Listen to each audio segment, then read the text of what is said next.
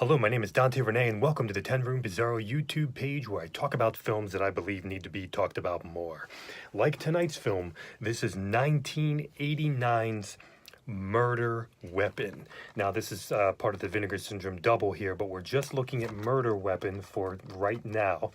And this is Murder Weapon, directed by David D. Cateau?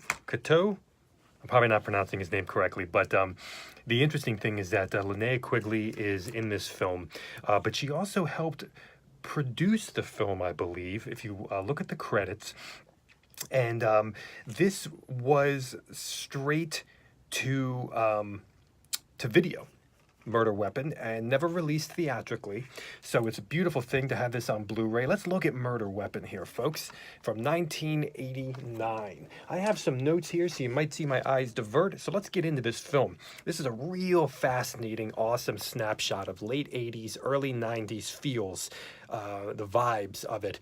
And you could almost picture renting this film and popping it in at a sleepover, or just personally popping some popcorn and being up late at night and getting that entire feeling that nothing else matters except for the VHS tape that is playing before your eyes.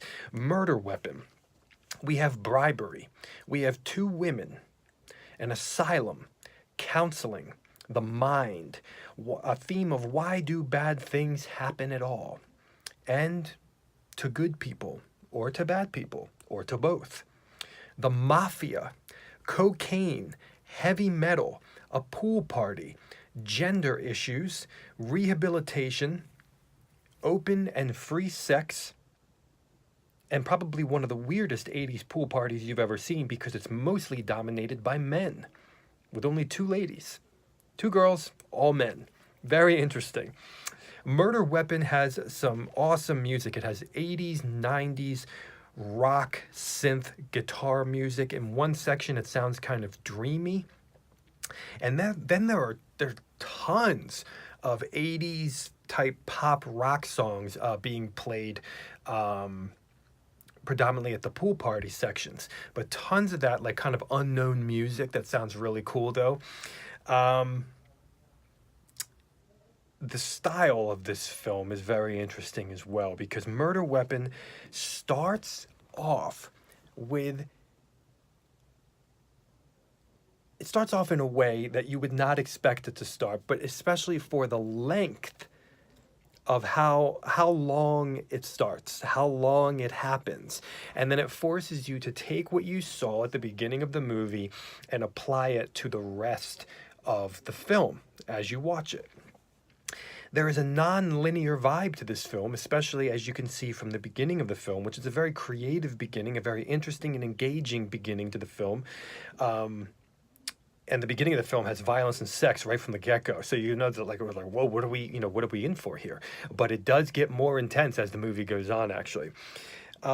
We have therapy, like counseling therapy, dialogue, kind of in these vapid open spaces. Empty spaces. We have mystery, we have slasher, we have sexploitation, we have gore film, and we even have sex comedy. And let me tell you something about Murder Weapon, folks. I'm not even joking around. I don't know how many kills are in here, maybe 5, 6, 7, something like that, whatever. Some of the goriest shit I've seen in maybe since Fulci. I mean, I'm not even joking around. I mean, especially for the budget of this film, and especially for, direct to video and whatever, and being unknown. Holy crap, the gore shots in this film, and they look freaking incredible. Whoever did the special effects here needs to get a lot of props because they look incredible. Oh my gosh. I couldn't even believe it. A couple of them were like sucker punches, but I couldn't believe the level of gore and the level of what they did with the effects, with somebody's head. You don't see that with low budget cinema looking this good, looking this disgusting. Okay. There are some scenes in the film where you can actually see the crew members. You can actually see like the lighting rig. It was so weird. I thought, oh, is that part of the actual shot? Is that supposed to be in here? And then you realize, no, wait a minute, no, it's not. It's by accident, in the frame. It just adds awesomeness to this film. You definitely have the aspect of, as you're watching the film and as it has a non-linear vibe to it, you're wondering, is that person asleep? Is that person awake?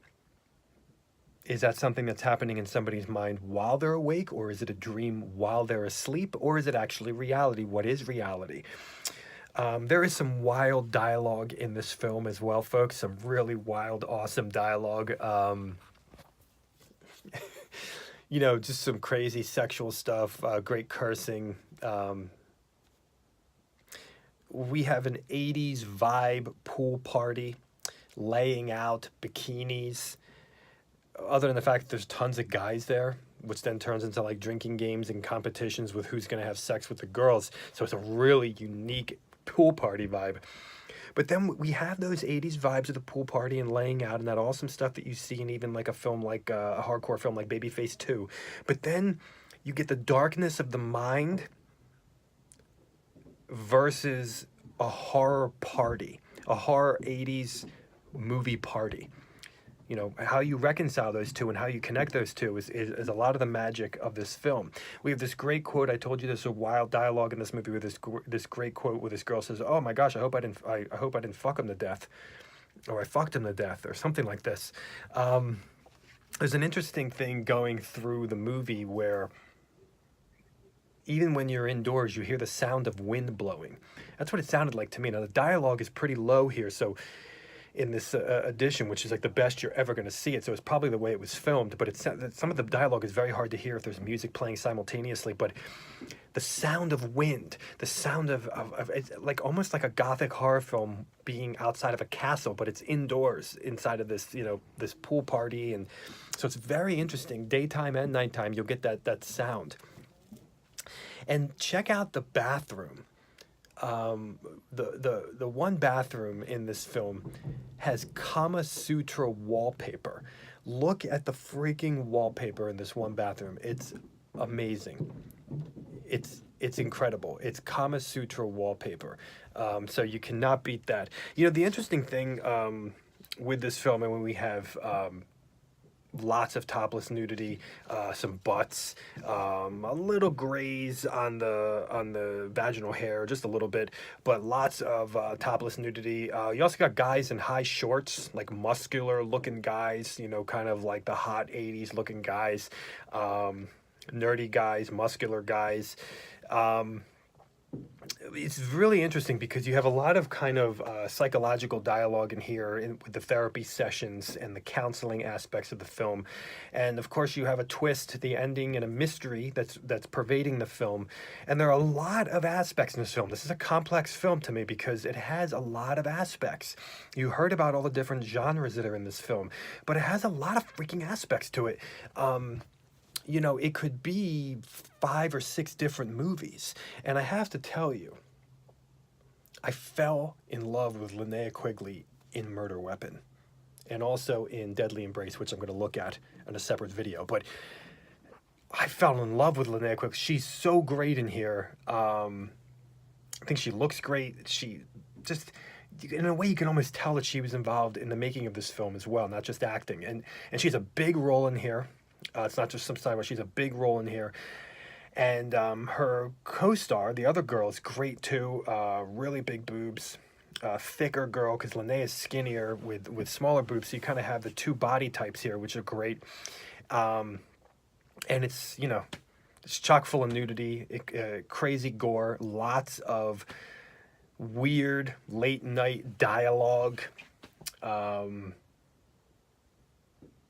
And aspects of reality play.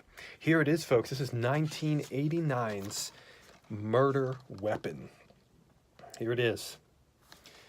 Man, thank you so much for watching the 10 Room Bizarro YouTube page where I talk about films that I believe need to be talked about more, like this film. Please feel free to check out my own personal films. YouTube.com/poopy-diarrhea. That's POOPY diarrhea. You can subscribe there, and I have new movies coming out all the time, and there's a ton already on there of my own stuff. Thank you so much, and good night.